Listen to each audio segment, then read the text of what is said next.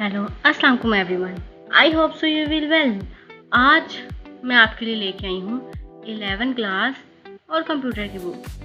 सबसे पहले तो मुझे इस बात पर खुशी होगी कि आप लोगों का लास्ट पेपर है, यानी इंशाल्लाह मैं उम्मीद करती हूँ कि आप लोगों के बाकी तमाम पेपर भी बहुत अच्छे हुए होंगे और लास्ट पेपर भी बहुत अच्छा हुआ होगा। ठीक है, होगा इंशाल्लाह। आप लोगों ने सबसे पहले 11 क्लास कंप्यूटर की बुक की मुकम्मल प्रिपरेशन करनी है, जो मैं आपको बताऊंगी। आज मैं आपके लिए 11 class most important questions, short questions और लॉन्ग क्वेश्चंस की प्रिपरेशन लेकर आई हूँ। ठीक है, शॉर्ट क्वेश्चंस और लॉन्ग क्वेश्चंस जो मैं आपको बताऊंगी, आप लोगों ने मुकम्मल वीडियो देखनी है और एक भी क्वेश्चन मिस नहीं करना।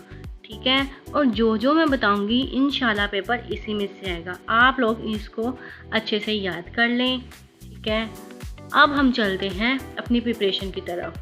Part 2 short questions. ठीक है, हमारे पास जो सबसे पहले शॉर्ट क्वेश्चंस आ रहे हैं वो ये हैं कि function and non function requirement, यानी हमारे पास पहले चैप्टर में से आया हुआ क्वेश्चन और इसका हमने फ़र्क बताना है। ठीक है, डिफरेंट बताना है कि इसमें और इसमें क्या फ़र्क है।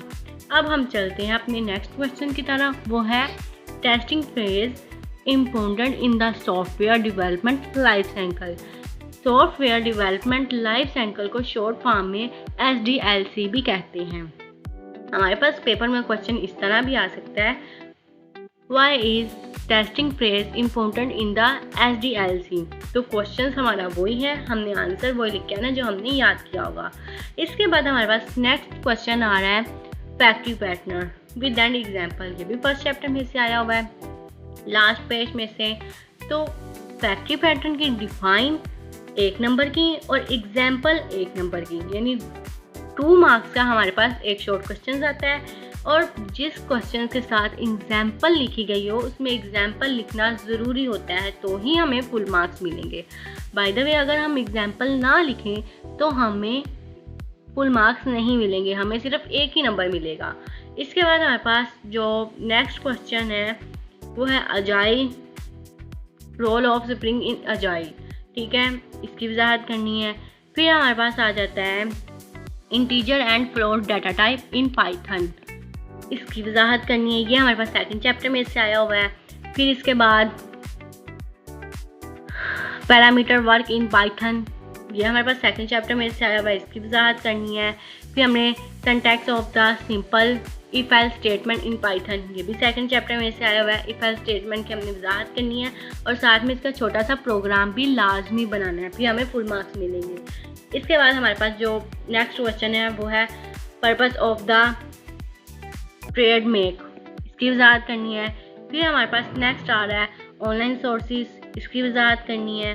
फिर ग्रीडी एल्गोरिदम, इसकी वजाहत करनी है। ठीक है, यह आप लोगों के लिए मोस्ट इम्पोर्टेंट शॉर्ट क्वेश्चन है, आप लोग इनको अच्छे से तैयार करें, इंशाल्लाह पेपर इसी में से आएगा।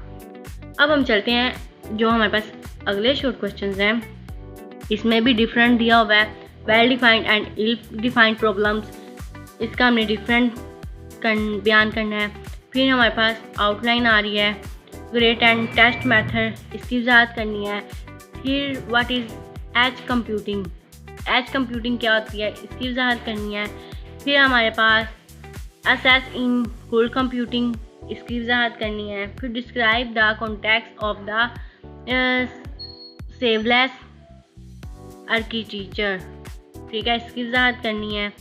फिर हमारे पास what you do means by PAAS, give an example, यानी PAAS इसकी वजाहत करनी है और साथ में हमने इसकी एग्जाम्पल देनी है। पिछले क्वेश्चन की तरह ही, जैसे आप इसकी एग्जाम्पल, इसकी डेफिनेशन लिखेंगे, ठीक है, इसका मीन्स बताएंगे और एग्जाम्पल लिखेंगे तो आपको 2 मार्क्स मुकम्मल मिलेंगे, वरना आपको 1 ही नंबर मिलेगा।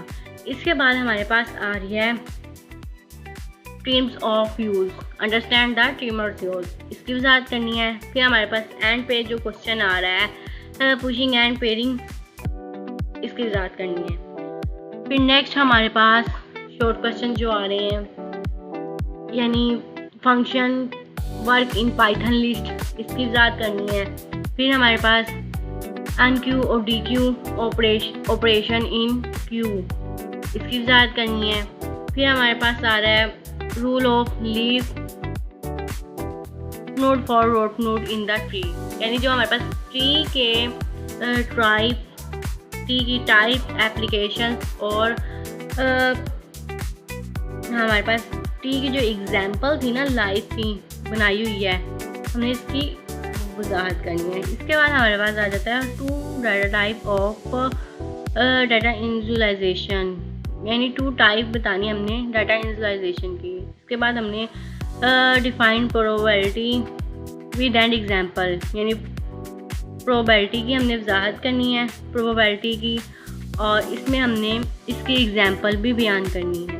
फिर हमने मीडियम मालूम करना है, जो कि 6 स्टूडेंट है हमारे पास और इनका जो स्कोर है 14, 15, 17, 18, 19 है। फिर हमने डिफ़ाइन करनी है एंटरप्रेन्योरशिप की, और फिर हमने डिज़ाइन थिंकिंग की वजाहत करनी है, और लास्ट पे बिजनेस पिच की वजाहत करनी है।